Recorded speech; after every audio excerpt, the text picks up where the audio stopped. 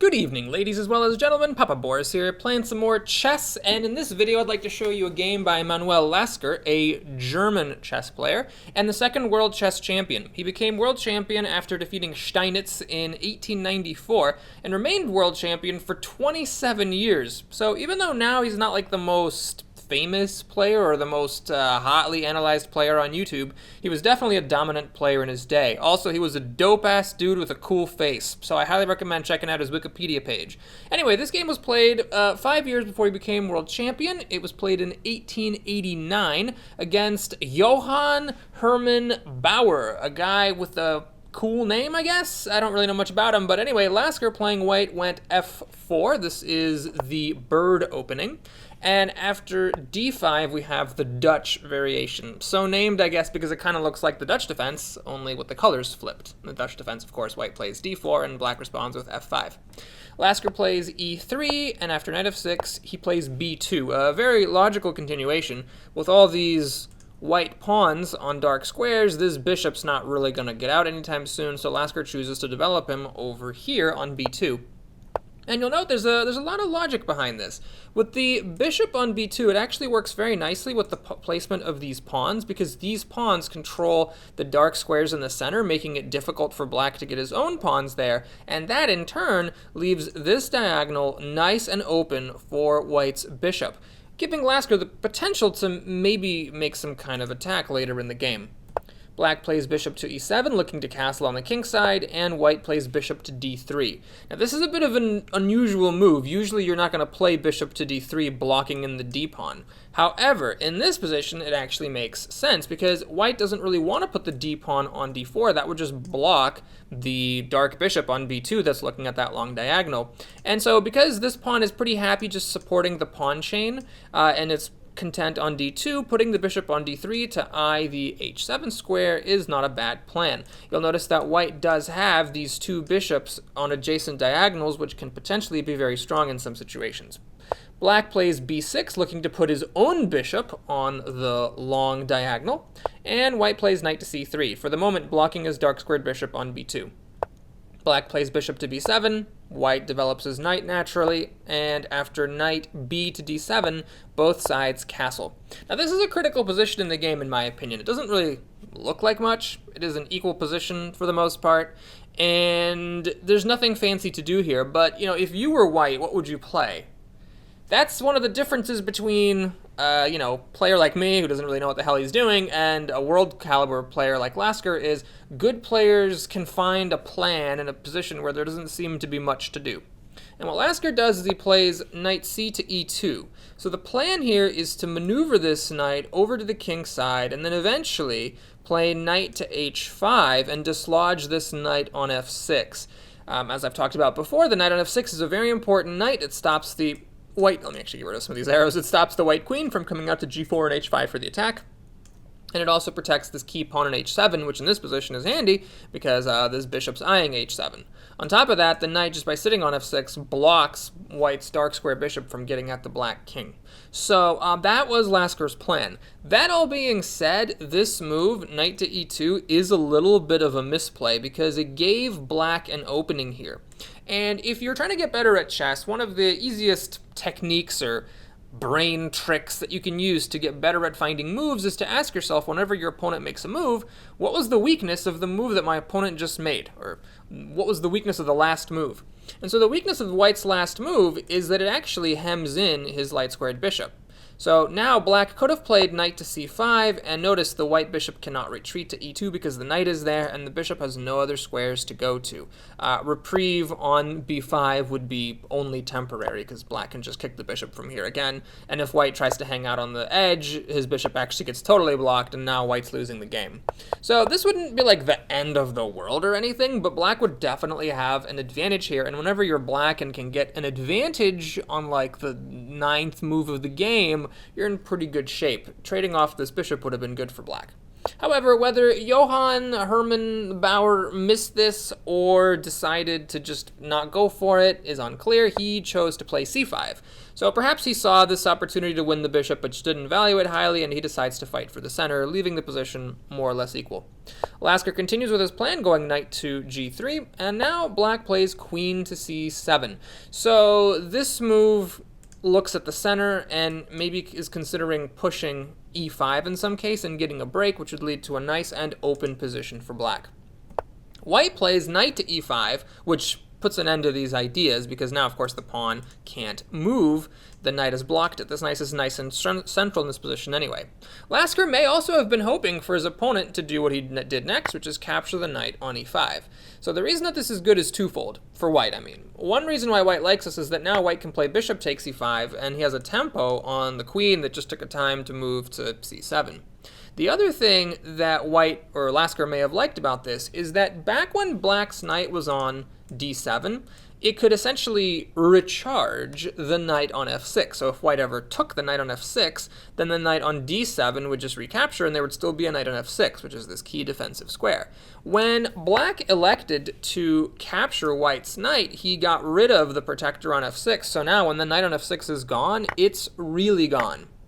Perhaps Bauer was okay with this because now he played queen to c6, and this may have been his plan all along. Now the queen and the bishop form a battery along this diagonal, and in fact, if the d4 pawn is ever pushed, then queen takes g2 would be checkmate. The issue with this plan is that it's not that difficult to defend this checkmate. Here, Lasker cautiously played queen to e2. It's not maybe the most precise move. The engine recommends doing the move that Lasker made next right now, but it's not a terrible move, and it just protects g2. So now black doesn't really have any tricks up his sleeve, and there's no way for him to develop the attack. What black really should have done here or on a previous move is played g6. With g6, the white knight cannot come to h5, white's bishop is blocked, and yeah, the knight's a little bit looser, but the bishop is protecting it, and there's no real way for white to get at this black knight. White's pieces are not quite coordinated in the right way to break through black's position. So this would be rock solid, and the position would be mostly equal, or according to the engine, slightly better for black. But black decided not to play g6, and instead he played a6, which is not a terrible move, but it's basically a do-nothing move. I mean, sure, it's, supporting the push to b5, which black couldn't do last turn because this pawn can just be taken at the moment since the white queen is protecting the bishop on b5.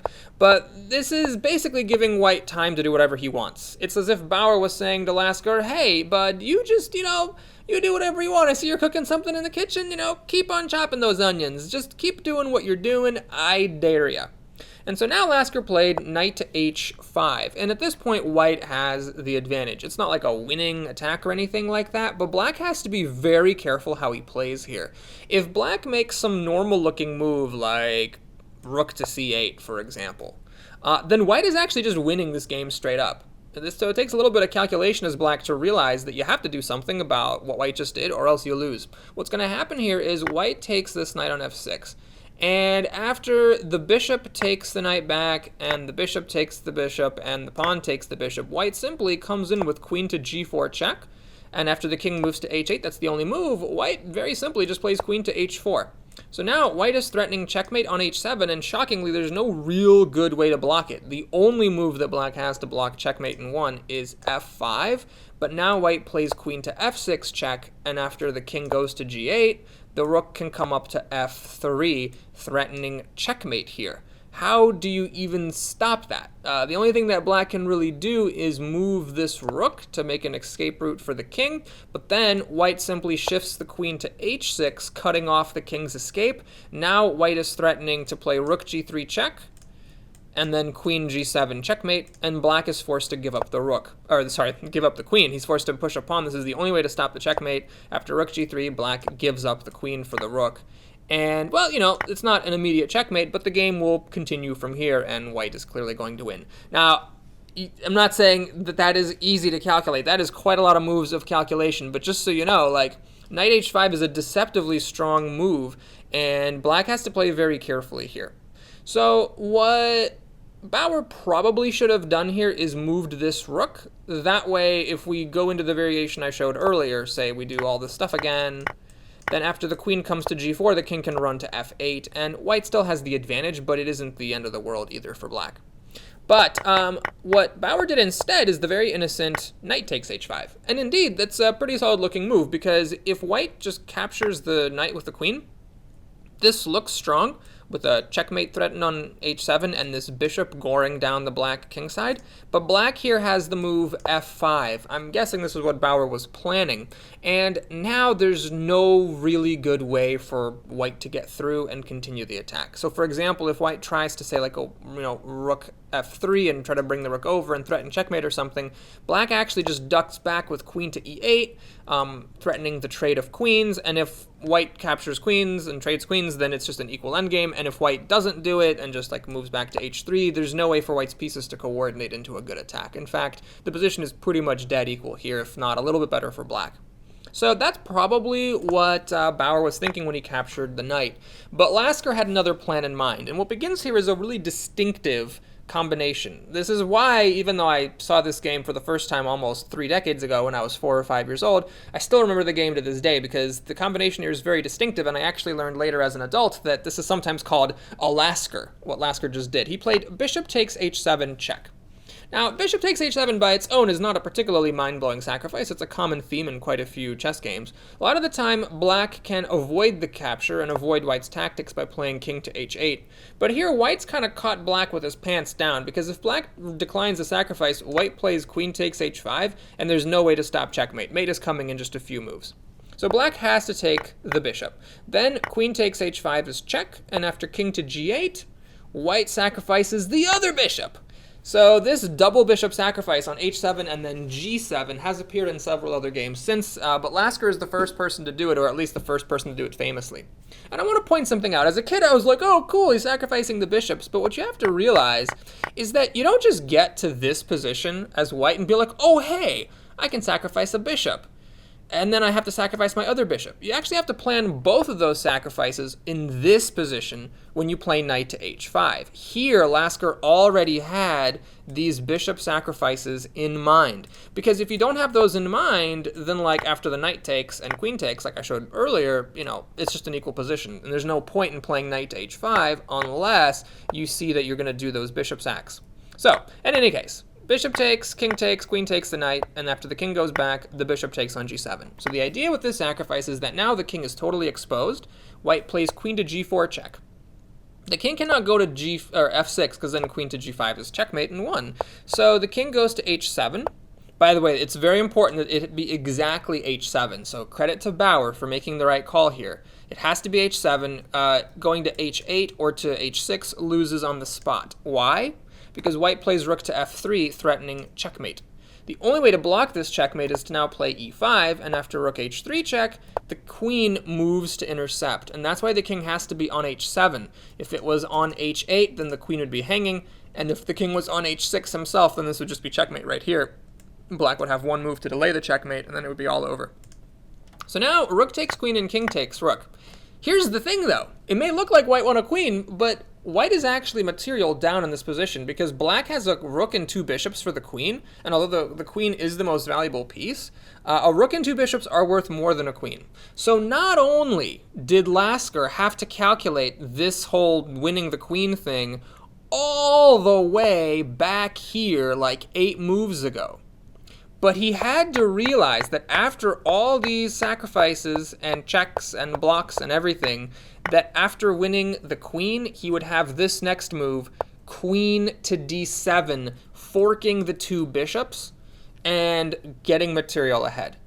So it's really amazing. It's one of those things where I just didn't really realize as a kid just how amazing this sacrifice is, because he didn't just have to calculate black's defense with the queen loss and everything, but he had to see a move ahead of that to realize he could actually win the material back. And all of that from a seemingly innocent position where everybody has all their pieces in the mid-game. Now at this point, Bauer probably should have just resigned, but maybe he didn't want to lose a miniature, or maybe he just was pissed off or something and didn't want to let Lasker off easy, but he played some more moves. I'm not going to analyze these moves too much because black is just completely lost here, but Lasker does show some nice technique, and right here, probably due to some misplays by black, white's position is just completely crushing.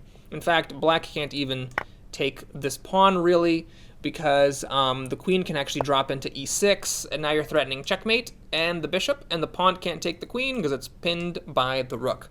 So black actually has to move his bishop back meekly. White plays to e6. Again, this pawn is pinned by the rook.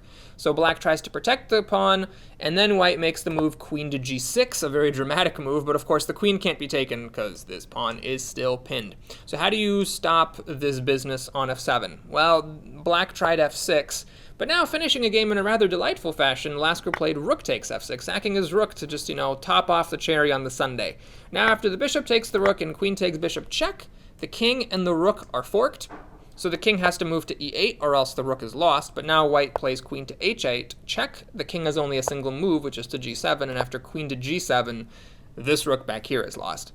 And here black should have definitely resigned because this is a completely lost position for black. If you're wondering how do you win exactly when you have a queen versus a rook in the endgame, the answer is you gobble up your opponent's pawns, and then you just, promote one of your own pawns. So really, you're not going to beat the rook with a queen by force, but you're going to promote one of your pawns, make another queen, and then win.